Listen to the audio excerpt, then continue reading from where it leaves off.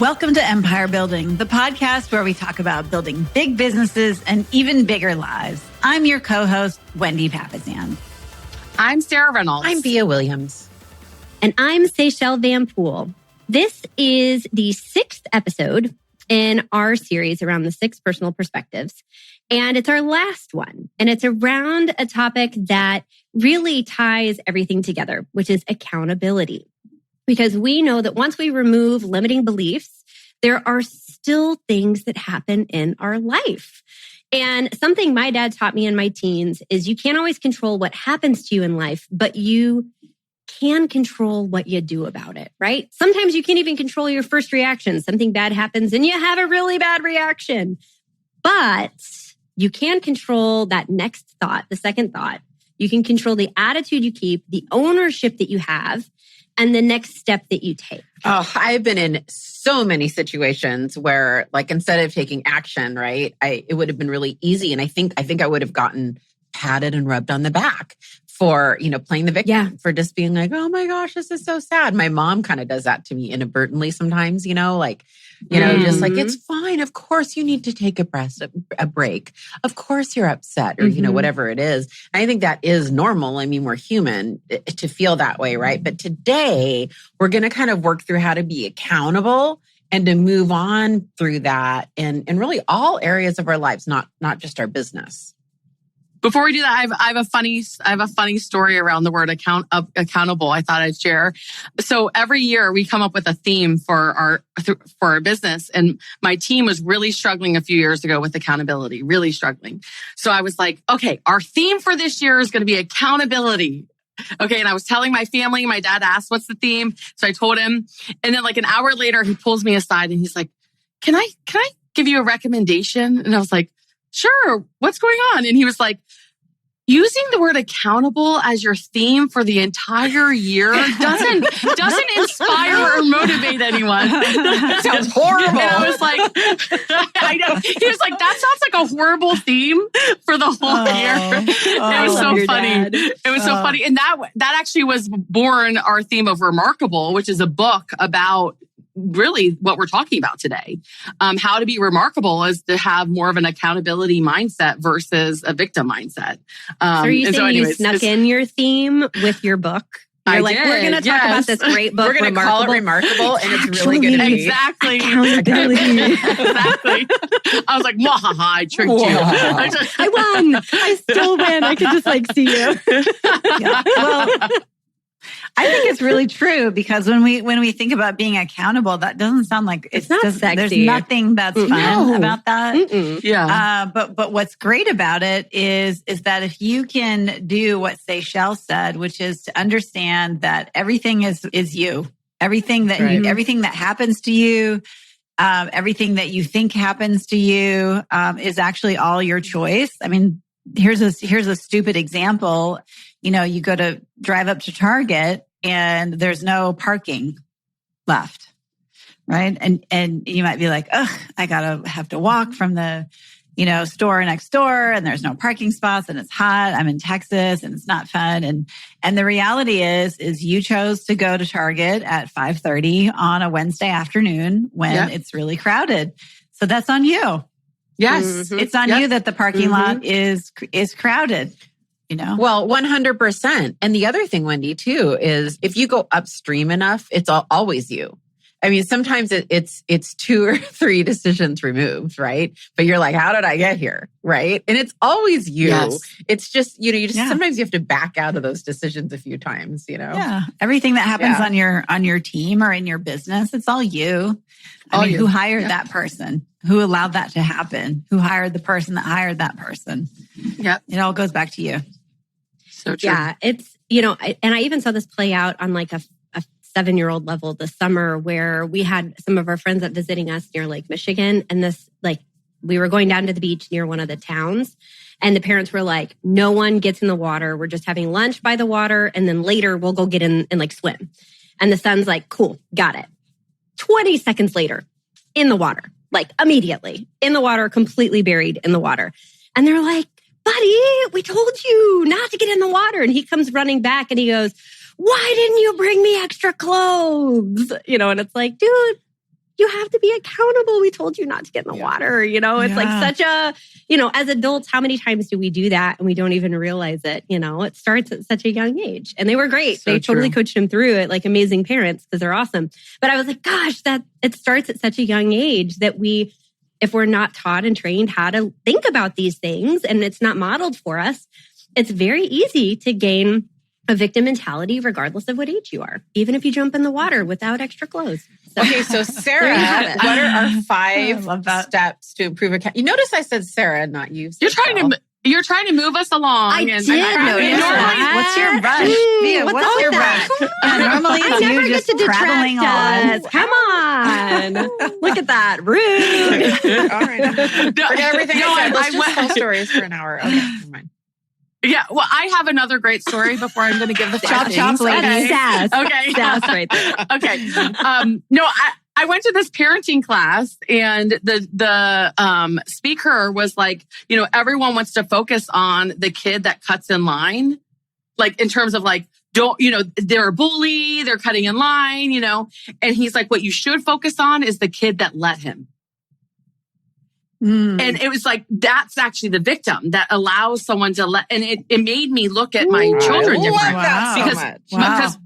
Because my Caitlin for sure can have a victim mindset about things. And I didn't even see it until I took this parenting class. I'm like, oh my goodness. And we're allowing it, right? They stole my toy. They did this. And it's like, no, you're allowing those things. So let's get into the 5 simple steps to improve accountability in every aspect of your life. I'm just actually, can I share what I'm thinking right now? No. Where my brain is going? Here we go. No, it's not bad. So no, I'm imagining Sarah Reynolds as an 8-year-old and some bully cutting in front of her.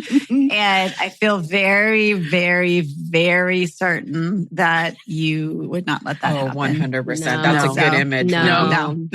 So that was my really image. cute image. Sorry, guys. Oh, That's a superb image. I feel like we need to have a picture of Sarah at Can we? 8 Yeah. Can we get a picture?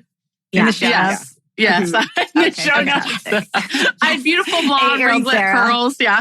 Oh, Yes. you're cute. That could go on That's so our Empire Building podcast website. Oh, wait.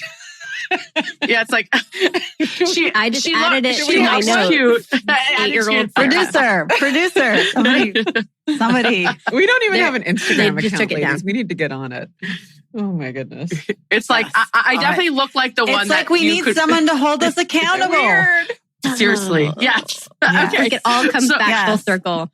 Yeah. Oh man. So right now that's going to be, I will be the someone and I will move us on to the 5 simple steps. Look at you. Number Brushing us 1. along. Okay. Number 1, first step is to seek reality. This is so huge. Like, are you even looking for it?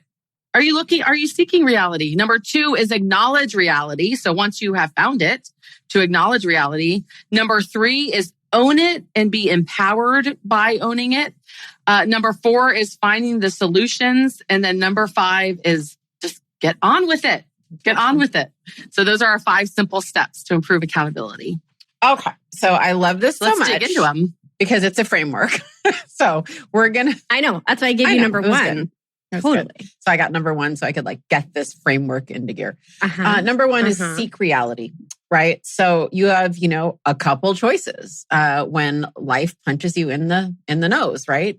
You can either ask no questions and curl up in fetal position like we talked about and play victim, or, and by the way, you can stay stuck when you do that, or you can seek reality and start, exploring and investigating and asking the questions. And so, some questions to ask are, okay, what is the actual situation, right? What is the weather outside?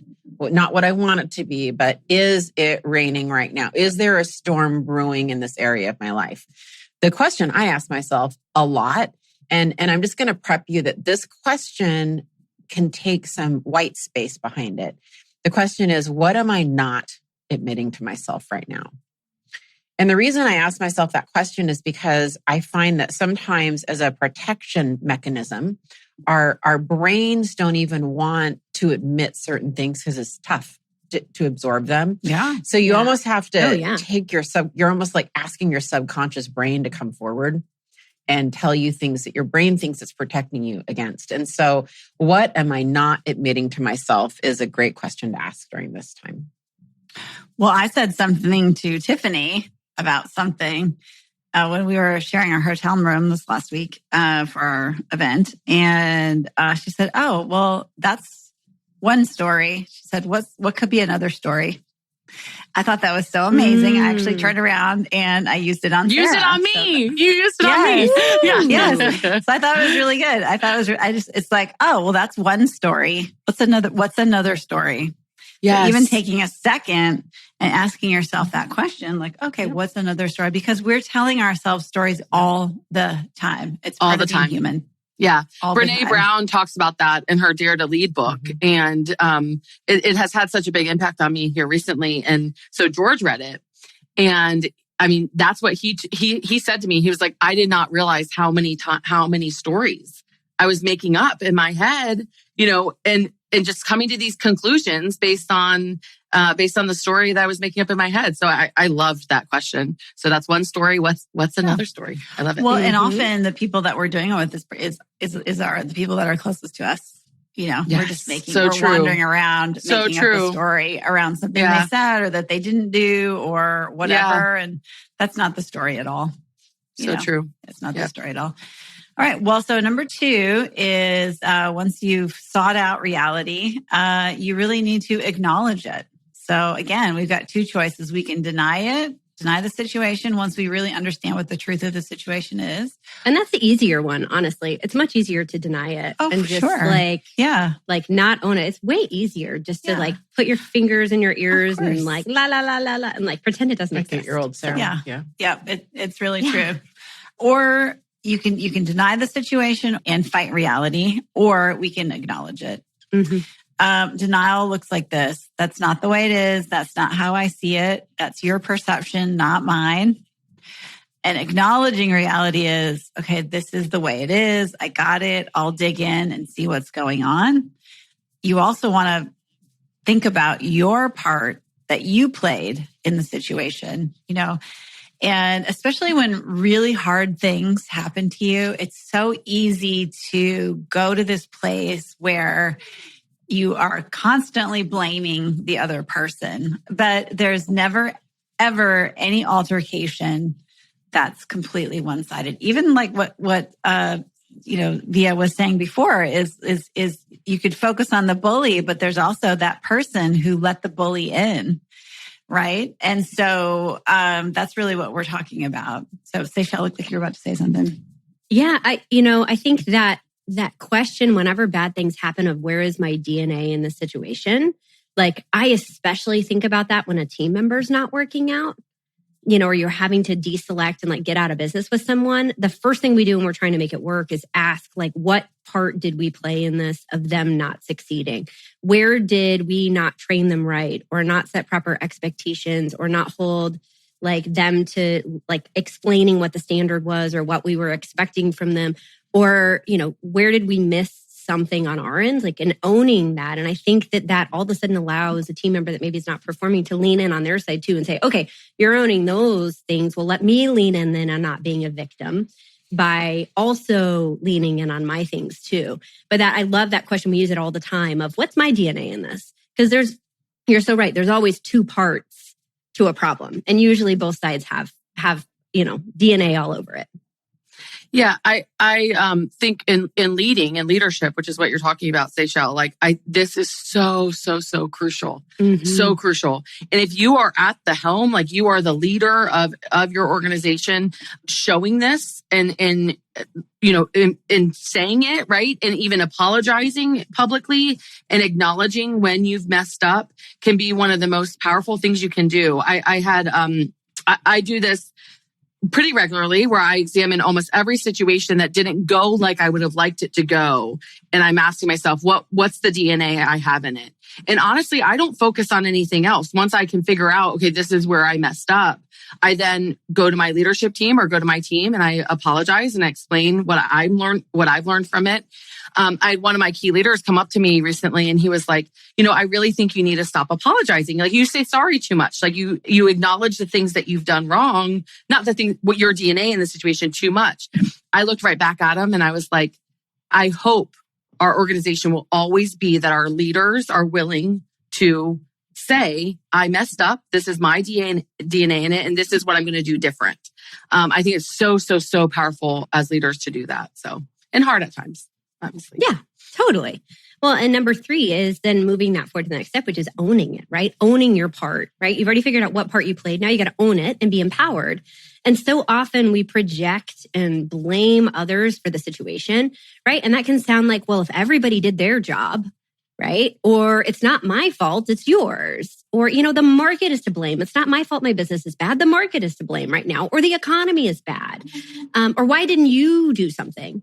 And I think that's so easy to have those scapegoats and those outs. But when we choose a different path and we choose to own it, now all of a sudden there's control in that. And if we're allowing ourselves to be the victim, there's no control. You have no power over your destiny. And when all of a sudden you choose to own it, there's an element of control that you can take and move the ball forward, right? So we can look for our DNA in the situation and figure it out and choose to do something about it. And that takes energy. It takes focus to accomplish, but it also takes us removing our ego from the situation. And I think that's probably one of the hardest parts when you decide to own it is removing your ego when something's gone wrong or failure's happened or something really bad has happened, because oftentimes we're already bruised and kind of hurt and feeling deflated. So putting your ego on the shelf and realizing that it's not about what has happened, your ego instead needs to be engaged in what you do next makes a huge difference in the outcome that you're going to have. And so, yeah, go ahead, Wendy. Well, and I was just going to say, this is all really hard. Yeah, it sounds easy. Because we all have massive blind spots. All of us, even those of us that have worked on ourselves for a long time, we have massive blind spots. And so that's why it's important to journal. Journaling is important, not for the journaling, for reviewing your journal, going back and being like, wow, this happened before. This is a pattern that is happening with me. Wow, the only thing consistent with this is me, right? So good. What do I have to blame? And then also getting a coach or a partner or a friend that you can be honest with who says, hey, you know what? Here's what I see. Here's what I see about you and the situation. And, it could be, the story could be one way, but also it could be a different way. Yeah. I think surrounding yourself by people that are willing to do that too, that have the accountable mindset, right? I'll never forget the conversation Via and I had, and she stopped me and she was like, you're going to be mad at me for just a few minutes, but I have to say something to you. And I was like, let me hear it. And she's like, you're being a victim and you need to change the way you're thinking about this. And I was actually not mad. I was thankful to have a friend that was willing to say that, because she was absolutely right in that moment. And so making sure you're surrounding yourself with people that are willing to call it out. And that was said from complete love, because my perspective of that call is I remember listening. I was like, this is not my Sarah. This is not my powerful, driven lady boss friend, Sarah. This is not her. I don't know what happened to her. And I didn't like it. So my perspective was like, no. She doesn't hear herself. She's completely blind spotted right now. And she will be appalled when she learns that came out, Well, and it's also okay to have a pity party for yourself. Totally. Like there is absolutely 100%. Nothing wrong with that. Like when bad things happen, you don't always just have to power through it with just a super strong mindset. So it's okay to have a pity party. It's okay to mourn whatever is going on. It's okay to be sad and upset and vulnerable and all of those things. But then after you've lived through that emotion, you want to take a step back and you really want to examine the situation and say, hey, what was my DNA in all of that? So I just am so glad Wendy pointed that out, because I wouldn't want anyone to, you're right. And I just wouldn't want anyone to not think that. And Sarah, go back to our call because now it's fresh on my head. And I wanted you to own that emotion. Like you were frustrated. You deserved to feel frustrated in that moment. And you deserve to feel kind of defeated in that moment. So I wanted to, you have to own the emotion behind it, but I wanted you to take accountability behind it too. Like, hey, I love you. You're my friend. You get to feel disappointed right now. Cause I think that's what I said. Like I would too. I'd feel kind of like a punch in the gut. Yeah. And I needed to, put on your big girl pants right now because these are big girl problems. And actually these problems are freaking awesome.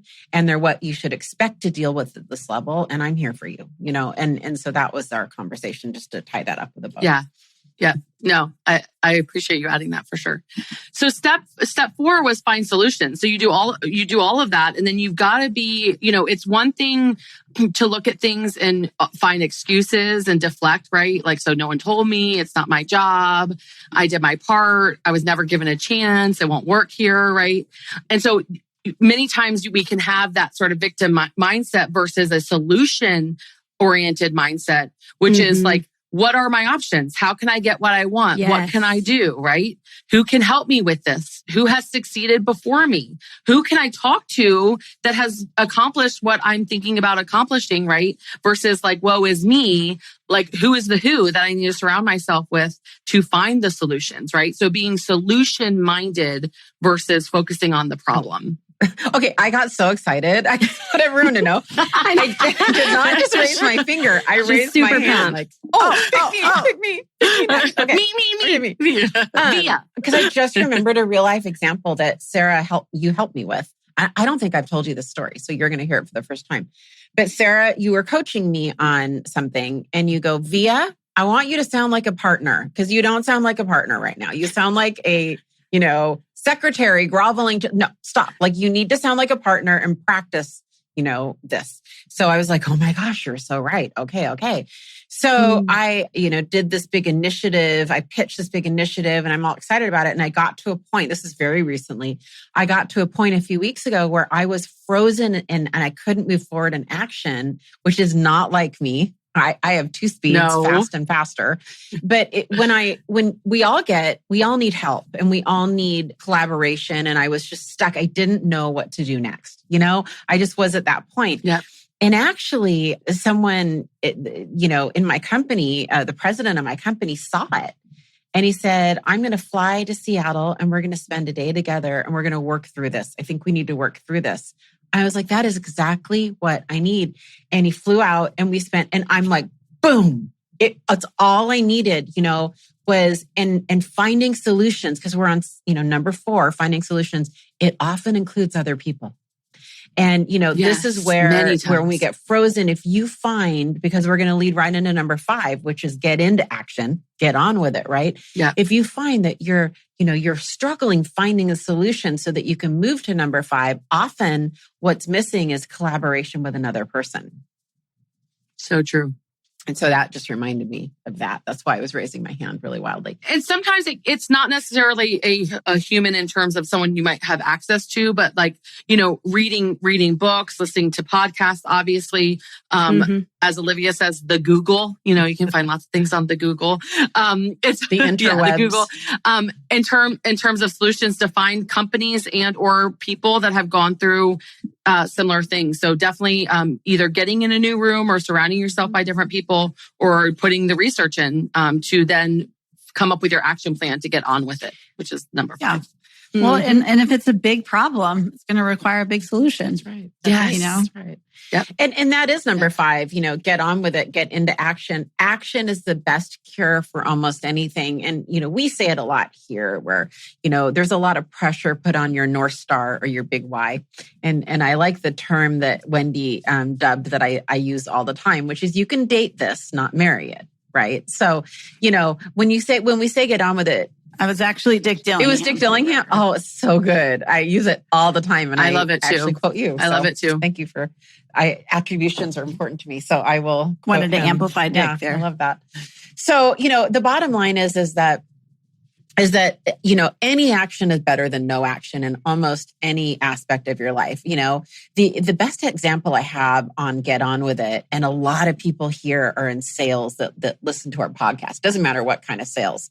Everybody goes through sales slumps. It's just part of it, right? And so when you go through a sales slump, what I coach real estate agents, and what I coach them all the time is get into action.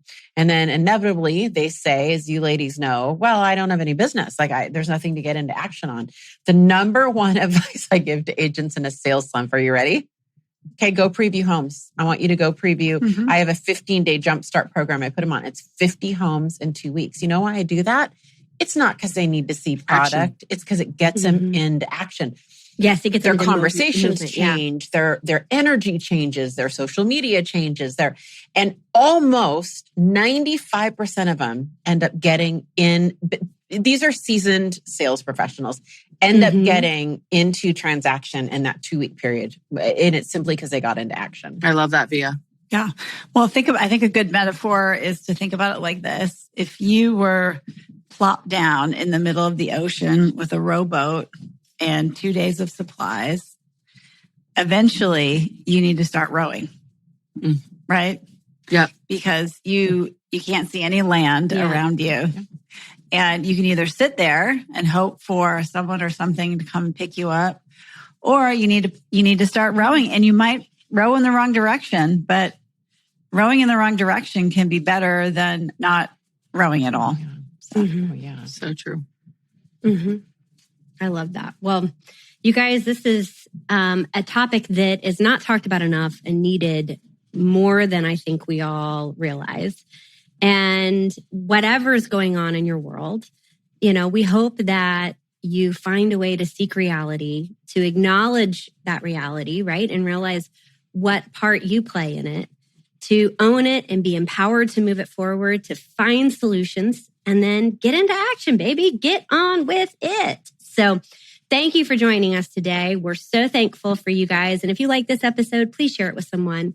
We know that it's been a lot of up and downs over the last couple of years, and maybe it will help someone that needs to hear this today. So thanks for joining us, guys. Go out and build a big business and an even bigger life. Bye. Bye. Bye, guys. Thanks for listening to Empire Building. If you like what you heard, join our tribe by subscribing on your favorite podcast platform and help us spread the word by leaving a 5-star rating and review. Until next time, wishing you a life worth living. And remember, you are an empire builder.